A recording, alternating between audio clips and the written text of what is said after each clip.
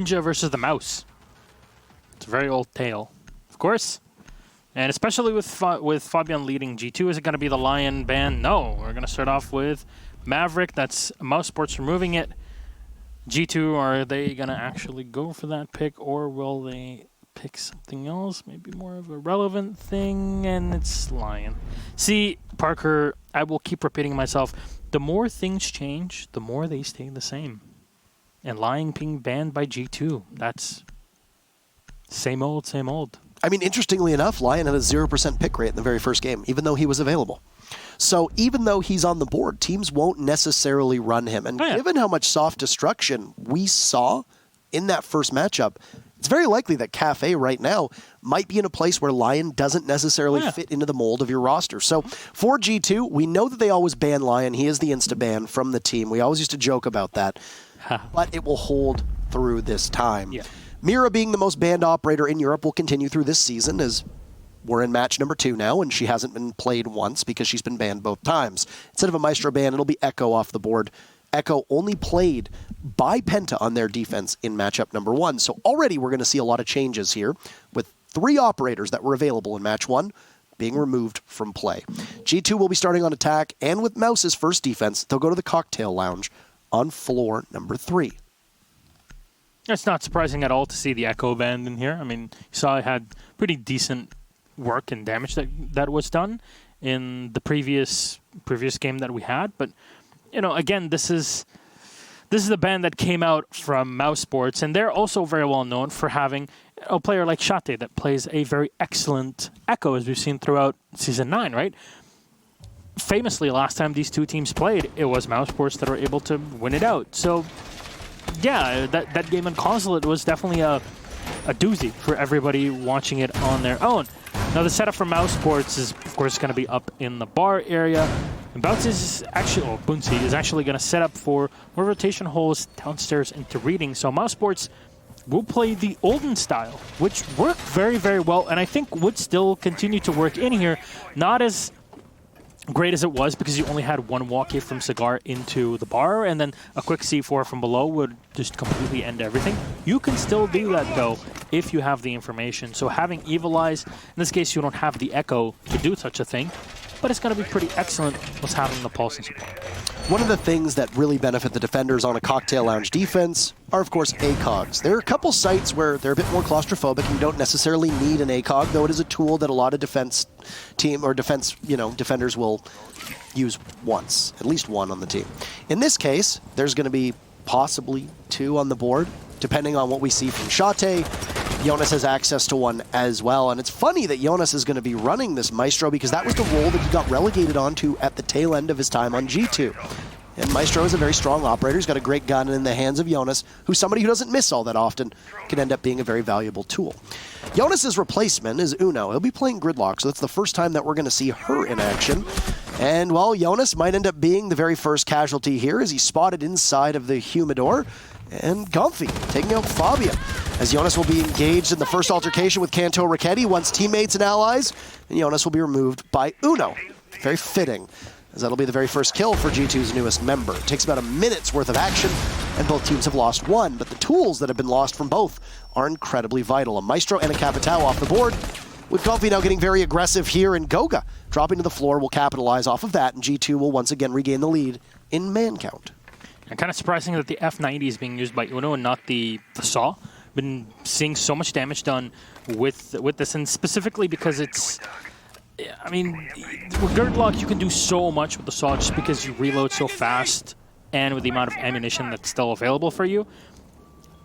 I wonder why the personal choice was made in that way. But again, it's a personal choice, so it's completely fine to go for this. Now, none of the Stingers have been used so far, so those will mostly be used later on into the red stairs, depending on how things end up. And even the AUG 3 being used by Shate, which is also kind of an oddity. Usually you'll be seeing, you know, the SP-12, basically, the shotgun that's being used in its wake. There you go. See the first bit of the tracks being thrown in. Slevin from below is going to have the angle. No, he can't shoot it from here. He's going to have to keep moving. Bunsi will find the kill on Goga and slow things down. An extra pop of smoke. C4 thrown in from below. Won't connect, though. Uno will still find one. Shate is being completely boxed in, and this will show you the strength that we have from Gridlock, able to completely isolate one area on the map, 3 in fact, if you use all 3 of those tracks. And, well, it's going to be trouble for Shate to be able to get out of there alive. Can't do much. 3 kills from Uno, making a statement as he's brand new to this team. Down goes Sleben, but Uno with another. And my, what a round from Uno in particular, G2. And Uno making a statement, as it's still a close round, but Uno ends up saving the day, playing on this flex but utility fragging role from G2. Look at the amount of tracks that are just thrown around the bar at the end. I mean, this is worse than going to like an office party late at night, and it's just so many bits of shattered glass everywhere. And there you have it. It's just even worse in this case. It's unsurprising that there was so much work being done by Uno, just because he was always known for this sort of play. You know, he's the one that will spearhead your assault. He's the one that will find positions that he'll be able to succeed in. And that's exactly the style of play that he had when he was on the stream, or even back in the day, if you look back at ENCE when he used to play with this squad before, when they were known as that. But we'll go down now to the kitchen, which is, again, one of the completely revamped sites. And this is where things begin to change, because we haven't seen really a victory for the defense on here. Maybe Mouz have something in mind. We know how much experience Boonsy has as a smoke. Is he going to change things around, or is he going to play it within the kitchen itself? Is it going to be more utility and manpower being put on the top floor, or not really the case? How will G2 deal with this? They also are going to bring the Gridlock again on Uno, plus the Capitao. It's a pretty darn good combination. You don't really need to bring a Lion, a Dokkaebi, or a Jackal in this sort of play. Yeah, you can really pin down the defenders when you have both a Capitao and a Gridlock on the board. And we've heard from a couple pros in the NA scene in particular how strong Gridlock can be in a proper coordinated environment. You throw down those stingers, you're able to stop basically anybody from being able to move out of that range unless you shoot the stinger very early on and stop it from spreading. But you pointed out how much ground and area it can cover, and I think you're absolutely correct, is that it takes up so much space, especially inside of the site. You know, Gridlock's intended purpose, I believe, was mostly to shut down flanks, and of course, you got 3 of those stingers that she has access to that can open up those tracks. You can obviously shut down flanks quite well, but you can also just do it simply for holding people back inside of the site. Fabian's nearly the very first casualty for his team, but Bonesy falls. Pengu will be there to get the very first kill, and Fabian does get down. Another set of tracks will go out. Uno will look to retrieve the Swedish captain who is felled on the floor. There's an Evil Eye right nearby, and oh, if Jonas had known, he could have possibly taken a Fabian. There you go. Jonas eliminating Fabian. That's poetic justice if I've ever seen it. That'll be the first kill going down in favor of Mousesports. Tricking going on as Goga knows that there's going to be those shock wires being placed. He'll retrieve the exothermic charge and not waste a valuable piece of the attacker's lineup and loadout to be able to enter on in through Bakery.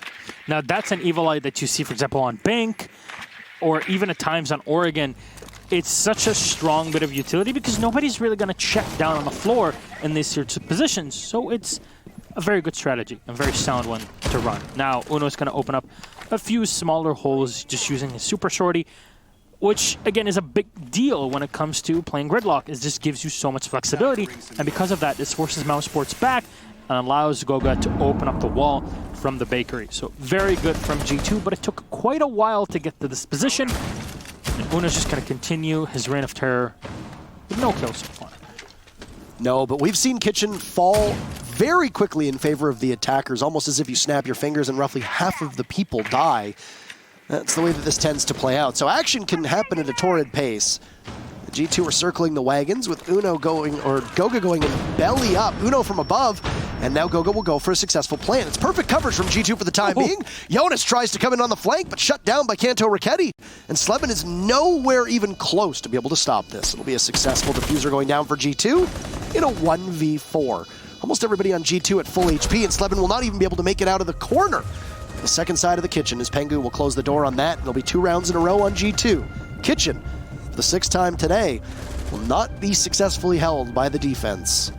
Setting up quite a pattern so far. Yep, and the Evil Eye position was obviously an excellent bit of play. It slowed things down, but as we saw, and as you very astutely explained, Parker, the instant the wall is open, you can kind of dictate however you'd want the site to be assaulted or played if you're on the attacking side. So is just slowly trying to figure out how this will be played. Of course, both teams have gone through quite extensive scrimmage on this map, so they have different ideas and things to trial, but not everybody shows everything that they have for that site, and things change from one day to the next with coaches being present on both sides of the equation here. They're always looking back at VODs and looking sometimes at even the game as it's happening.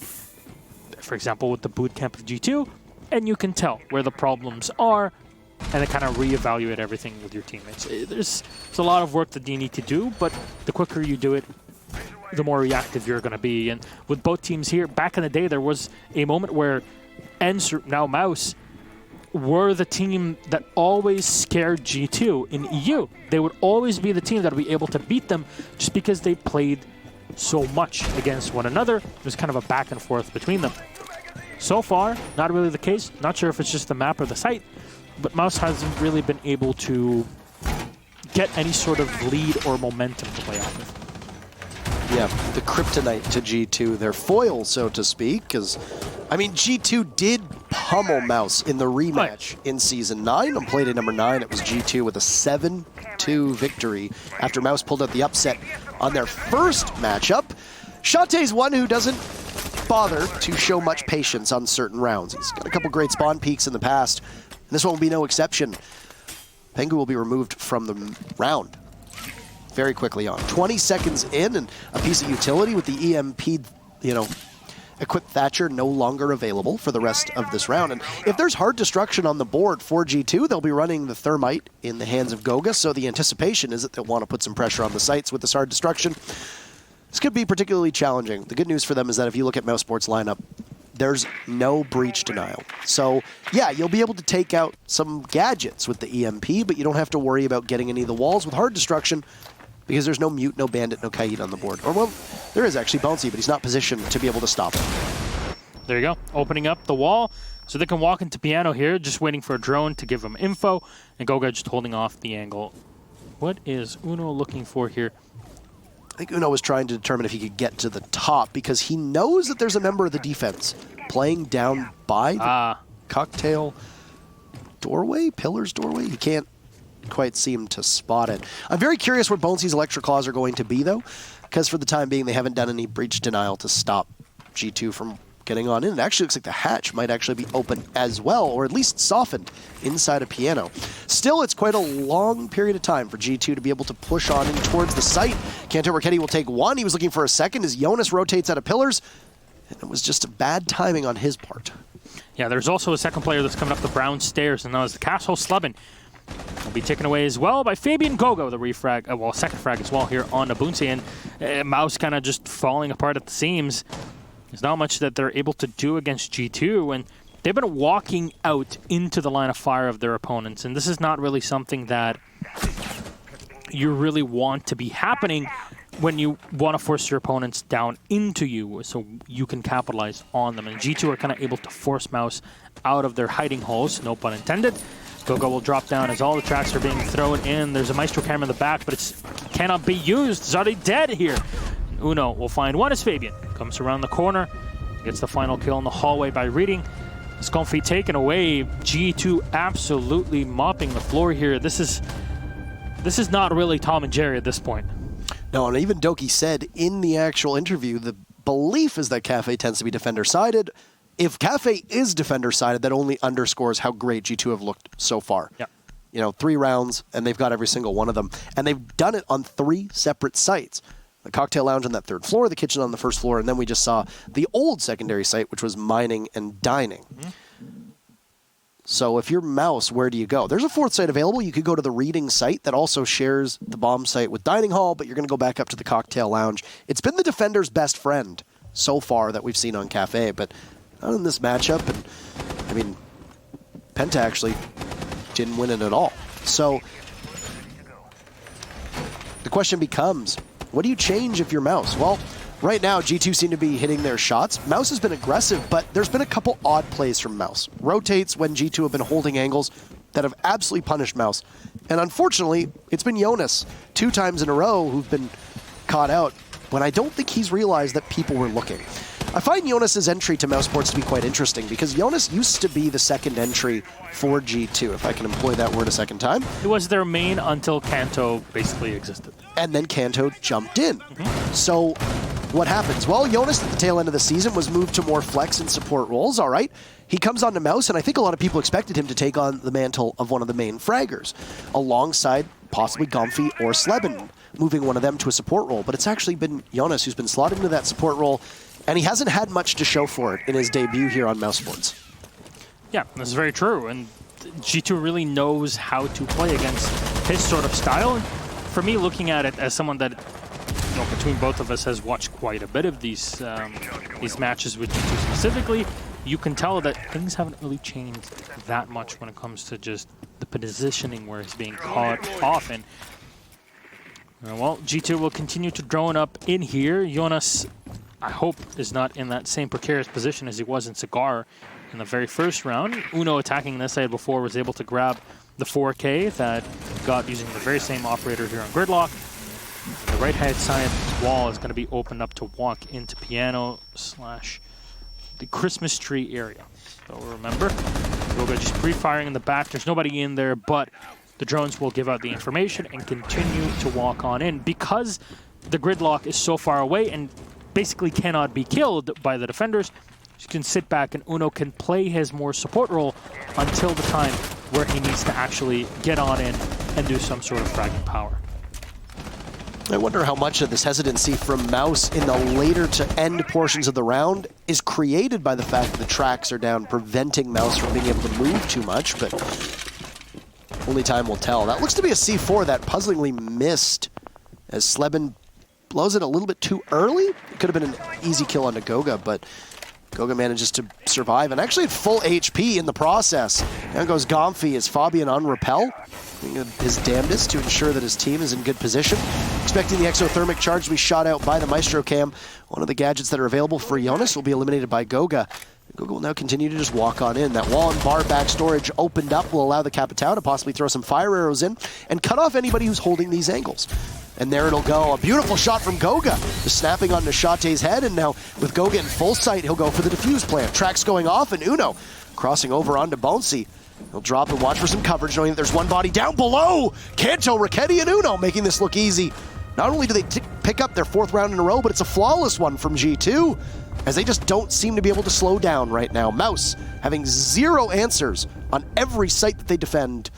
It can go from bad to worse over the next 2 rounds as G2 very close to shutting Mouz out of their defense. Uno is just on an absolute roll. I mean, we knew that he was going to have a huge effect on the team when he joins in. You know, he's filling big shoes, Jonas in the past, but he's got some pretty big shoes himself. It's not really surprising, but it's pretty cool to see, that's for sure.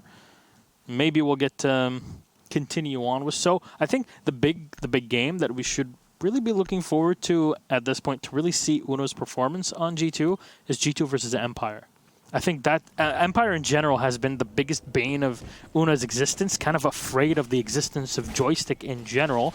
And it just so happens that we're going to have that match on Playday number 4. So June 28th, which is not long from now, it's 10 days from now, that's when we're going to have that match. I can't wait for it because I really want to see how he's so far been running through, but you know, Fabian, no shield so far, as much as what people want to say about him. He's been playing pretty darn well alongside Kanto and Uno, and it's an overall great bit of teamwork. Pengu not really showing up so far in this match. He hasn't really needed to, right? He's been in a position where I think Uno coming in has required less out of Pengu and focusing a lot on G2 because of this roster change and the addition of Uno to the team. Fabian had to step up quite a bit in previous seasons because there was a reduction of fragging potential from the other players on the team. Goga was under the spotlight for quite a while by being a support player who wasn't really adding to the scoreboard in the ways that a lot of people want, which is just kills. Uno really showing his worth. Is that not a single Evil Eye deployed by Jonas? Yes. He's not using any of his ability right now. Jonas hasn't set down a single one. He's got a couple drones on position, and Jonas, this is a very dangerous game when you play with fire the way he is. Just circling back to my thoughts on G2, there's going to be a disproportionate amount of attention paid to Uno because there's this arms race in Europe to continue to stock up, especially with this Empire team seemingly coming out of nowhere, adding Dan, and now looking ever better than they have in the past. Uno's going to be able to shoulder more of this weight, which will mean that less kills will be required of Pengu and Fabian. I think that's what you'll see on the scoreboard so far, and Uno might outshine Kanto Raketti as he's currently doing, and that'll be exactly what they intended. In fact, through 4 rounds, Uno has never perished once, so the newest member has not been able to be stopped by Mousesports just yet. Pengu just sitting back here, so EMP is going to be timed with Goga at some point in the round. There's still a decent chunk of time to kind of figure out how the defense has been set. Kanto Raketti is still along the outside. One thing to mention is that G2 haven't really been working the top floor control that much. They have done it before with Uno, and they also had support of Kanto. I think that's what Uno would like to do now. They spotted one player in the back, and Sleben laying down on the body. Find Uno as he just walks on down the brown stairs. Kanto unable to really respond, so for once we'll see Mouz with an advantage early on in the round here. It's a really interesting play by Sleben. He looked to be pretty close to being prone in the middle of the open, and it's Mousesports on a full court press for the time being. His offense appears to be the best defense in this case. Bonesy taking quite a bit of damage, but so too will Pengu and Kanto Raketti. Our destruction will blow up the freezer wall, so G2 will go for a back take onto these sites. And if Mousesports is aware of this, they can reposition their chips on the board as they need to. G2 still trying to figure out the best point of entry, and Kitchen has thwarted the defenders on every single attempt for every team that's played Cafe today. Pengu will take out Jonas. Hopefully he's put down an Evil Eye or 2 in the process, and we'll be back at 4-4. Goga's not going to be able to entry on in unless he runs through the smoke. Might be able to go for a plant if he can just cross in through this window. Still taking quite a bit of damage. He'll flash out, with Pengu looking to possibly be the other side of this pincer. Fabian fell from Gomfi off the board, and down goes Goga as well as Bonesy finds the shotgun blast. Shate will take out Pengu, and it looks to be Mouse's best opportunity, as Kanto Raketti is nowhere near the site, nowhere near the diffuser. 6 seconds to go, and he'll have to find 4 kills. He won't be able to find a single one. Put out of his misery by Gomfi. Mousesports will end the streak by G2, find their first successful defense, and the very first successful defense of Kitchen for any team so far here on Cafe. Yep, it's 7 times played, 1 time defended successfully. It's been a while here. We haven't really seen the site even played before. Well, obviously, it wasn't really the same type of site back in the day when Cafe did exist in the rotation. That was, what, a year ago? It's been a while, right? So I think last time it got played was, what, Season 7? We went to Atlantic City. So it has been a while. I guess we do have a bit of rehost here. Fabian had a crash, so we'll call for that. Our admins have confirmed it, and we'll be able to continue in just a few minutes. But so far, Parker, I think they win. We can interview them, but we still have a matchup to play. G2 leads 4-1, and we'll get back into the game. Yep. So far, G2 again at the helm. They're kind of running through things. Capitao will be possibly the pick here from Fabian away from the Nomad. You've seen a decent chunk of Nomad play today. You know, both games, specifically our first matchup. Na'Vi were running the Nomad Capitao combo quite heavily. It really allows you to kind of shut down your opponent.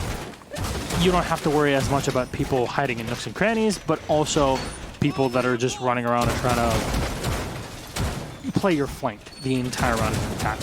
But we'll be going to one of the newer sites, of course, Reading, and it's also a bomb site that is shared with the engine room here, as we see in Diamond. So it's a bit of a different site. There's been a lot of teams that kind of have played more on the aggressive side on the site where you'll see a smoke, a mute, or sometimes even a Valkyrie kind of play around those white stairs quite consistently. A shotgun around stairs is always something very, very deadly. So given correct information, or in this case, the ability to deny information by running the mute of Sleben with his signal disruptors, it's going to be a pretty good situation, a pretty good position for you to set yourself in, just because the entirety of that staircase is going to all shut down. It's also important to note with Gridlock that we'll see possibly the last round of her, unless Mousesports trots her out through rounds 7 and 12 if we need those many, is that those track stingers make a ton of noise. So not only can you throw them out, but then you can use that in conjunction with somebody else entering on your team And you essentially do so under the complete guise of, well, absolute chaos. 2 kills from G2 will answer Shate's opening frag, and Jonas will shut down Fabian as it's just an absolute chaotic second or two of action. 5 bodies will fall within 5 seconds of each other, and it will leave G2 in the driver's seat with only 2 members of Mouz left, Sleben and Jonas, in hopes of closing this gap that currently separate them from the team of G2 on attack, doing their best to put Mouz away quickly. And no, ladies and gentlemen, you are not watching Latin American Pro League in this case. There has been, again, this much fragging power early on. But just because you have the flexibility of playing on the top floor, it gives you so much. But unfortunately, Mouz with only 2 players, they kind of spread too much and allows Uno to get in and plant the diffuser at the last second. Damage has been done and will continue to be done through the wall. The Kanto Rocketti will get one. Jonas turning around with no ammo left in the Alda. That's not something you hear very often. All the tracks are going to be thrown inside a laundry area, and Uno turns around to finish off Jonas. That's G2 just pouncing when the opportunity was available. Mousesports just kind of spread way too thinly to deal with this. It's not really a rush, but a very clear execute onto reading by G2. Yeah, G2 managed to take out 3 members of Mousesports in the span of 5 seconds, if that, with very limited refrag potential from Mouz as well. You ended up down by 1, and then you still had a lot of denial on G2's side of things. And I mean, those tracks, when used in a post plant, not only concealing the sound of teammates, flanks, etc., but also preventing a sizable portion of the map from being available to the defenders. Jonas was trapped, and when those stingers went down, he was double trapped. He's already dead. He was dead at that point, and as you said, reloading the Alda, if you've got a couple seconds to sit there completely immobile, and the attackers don't push you, then you maybe have a chance. But in this case, Uno, not just doing work in terms of killing, also getting the plant down. It was a good round from him, and a good round from the rest of the team. It'll give G2 a 5-1 lead heading into the second half. And, well, we'll see what G2 can pull together in their very first defense. Also looks like it's going to be a kitchen defense downstairs. So this site, very popular, very common. I like this from Kanto here. Now, why do you reinforce the garage in this situation? Well, first of all, you're defending in the kitchen. Makes sense. You want to block off this entryway leading from the freezer. But there's only one way to enter here outside of the stairs, which means that if you're locked in, there's no way out unless you use one of those thermite charges. And I'm not sure if Bunsi really wants to do that. It's at his discretion, but it's kind of a complicated decision to make. So it really makes the backhand attack a lot more of a difficult choice for Mousesports to make. And you see 2 players here set up in the bakery, Kanto and Pengu. Play against Mouz, and Kanto turning around the opposite angle will find the kill. Shate, first one eliminated, and Jonas solo on HP early on. Push Pengu just a bit back. The smoke canister will allow him to survive. Relying a lot on Kanto to possibly trade him off should somebody from Mouz push through the door into the bakery. And there you go.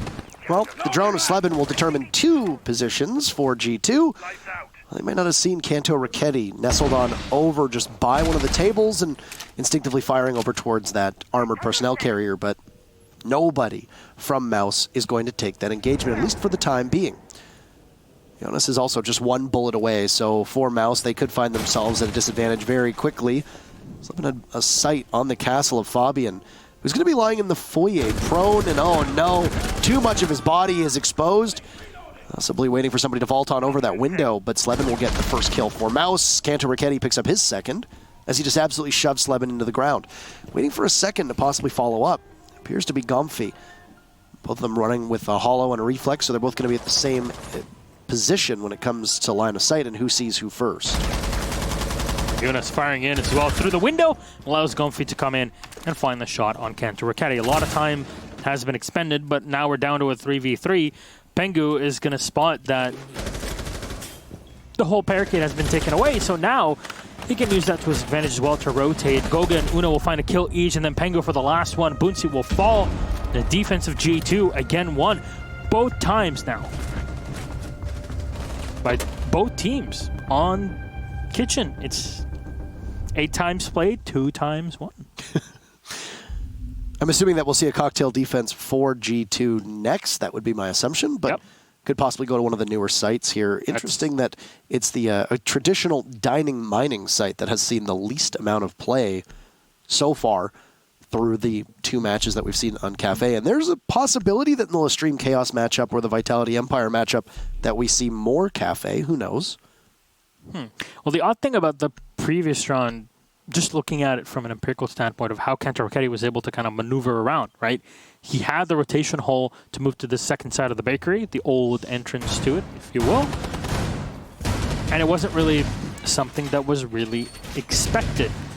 Sure, Fabian was there, and usually there's a hunk or 2 extra for you to shoot at, but Kenta Rocchetti had the advantage later on to find the refrag and slow things down.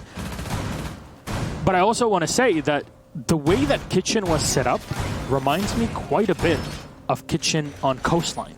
You saw the castle barricade at the end. You had one part of the wall that was opened up. You had the second that was reinforced.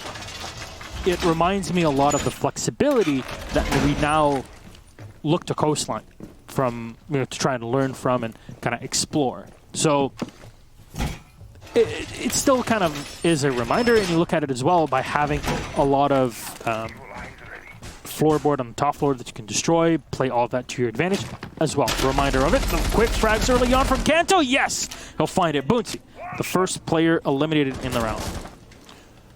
Must have been a Valkyrie camera that was tossed out earlier on with information being given to Kanto for him to be able to get that kill. The rest of Mousesports will try to hold it together. Oh, a second coming out from Kanto, and Jonas is down below, so a run out here from the Valkyrie could prove to be quite successful. He'll toss the camera out and he'll catch one on Repel, but at this point, the target is potentially lost. There's going to be a jump out of the window over by Mining and Dining as Goga guns down Shate, and Mouz are not even able to get into the building. This is very dangerous. Jonas twisting in the wind as Pengu is there, and Mouz, within 50 seconds, find themselves with just what little is left of Comfy. And it won't be too much. An ugly first match, but G2, in absolutely dominant fashion, they run over Mousesports. 7-1, what a statement from G2, the defending world champions, to put the rest of Europe on notice that they're back. They're back, and man, that's very impressive. I mean, usually G2 are very impressive in the way that they play, not so much at certain points during the previous season, but this is very much just them telling everybody, hey, we're back, and we want to go to LAN, and we kind of missed the fact that we didn't go to Milan. Definitely want to make it for the next one. They still haven't really made their way to the major, so we'll see how that goes along.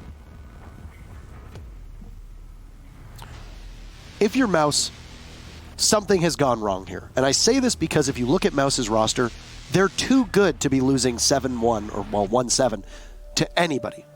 Period. There's too many players on this team that would make other teams in European Pro League better by moving them off of the Mouz roster. So maybe some of it is it's just IGLing. Maybe it's comfort. Keep in mind, Jonas hasn't been on this roster for very long. I think the announcement was a day or two ago, 3 days ago, something like that. It was very recent. So maybe this team doesn't have the amount of practice under their belt. And when you move Wilkie off of the team, and you move somebody who did quite a lot of IGLing over quite a long period of time, there's always going to be a step back when it comes to shot calling. You need somebody else to be able to step up and fill that role. And in this case, it could be maybe Mouz is going to need about half of the season to find their footing, maybe a couple games. But you're starting off against one of the teams that happen to be the best in the world. It's like starting off against either Empire or G2. You drew G2 this week. It's a tough one. You lost 7-2 last time. It's a 7-1 scoreline this time. But we got an interview ready with Fabian, and we'll ask him his thoughts on the particular match that we just saw. Hello, Fabian. How are you? Congratulations on your matchup. Thank you, Parker. Very nice of you. Thank you. Now, I asked Doki the same question. I wanted to ask you it too because I always enjoy your perspective when it comes to new additions to the game. The new Cafe Dostoyevsky, what's your immediate read on it, and did you expect to play it today against Mouz? We kind of didn't expect their ban phase. They banned some maps that we were supposed to ban in my mind, but that's how it goes sometimes. It's a great map. I think it's probably one of the better ones right now. I'm really happy they removed Oregon for it. I would like to see Outback in Pro League as well, though. Yeah, I think there's a lot of flexibility with Outback, and it definitely seems to be a good map. It would be interesting to see how it would play in Pro League, but I really like Cafe an awful lot too, just simply as a spectator. Doki said that a lot of teams have said that it tends to be quite defender-sided. Now, your matchup might not be the best sample size of that, but is it a statement with which you'd agree? It's going to be played a lot. It's a good map overall. It's just, I don't know, it's difficult to explain it. It's going to be played a lot, I think. It's a good map. When they expanded, just like making it larger in the sense of like how big it is, wide and big, I guess. It's just a better map, way better map.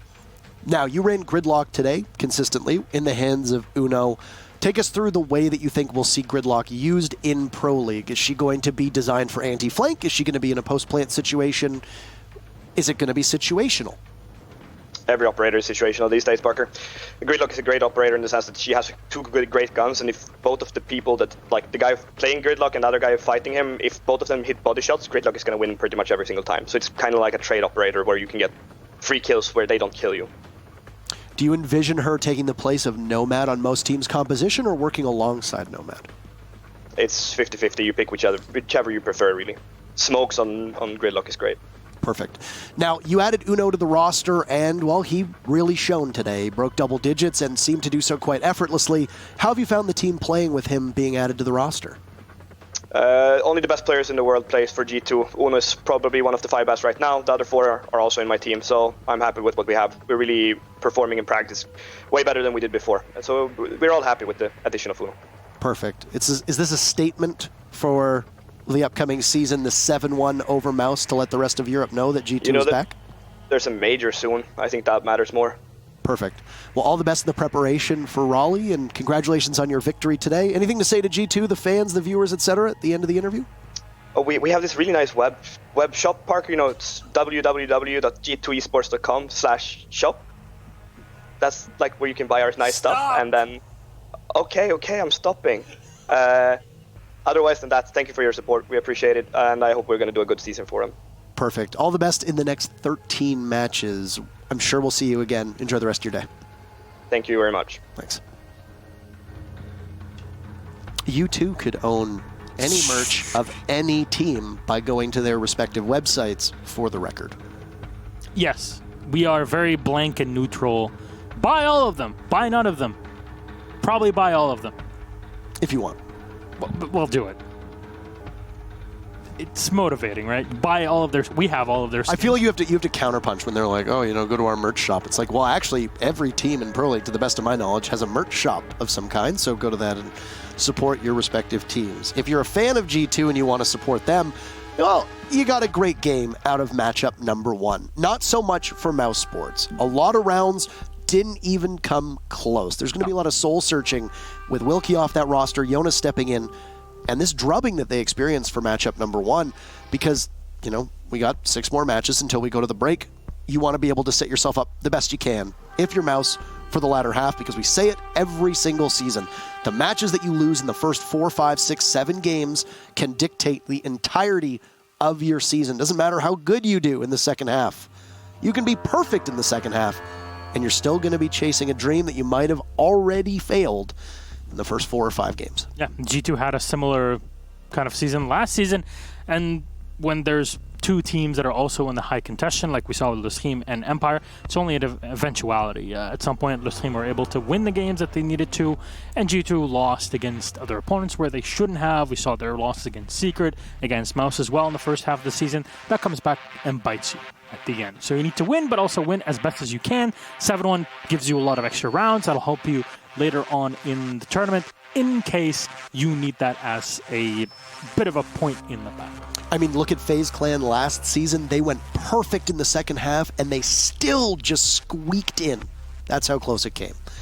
So don't leave any points on the table. Doesn't matter what team you are. Doesn't matter what region you play in. But we're only halfway done the day. We still got 2 more matches, 4 more teams to show off.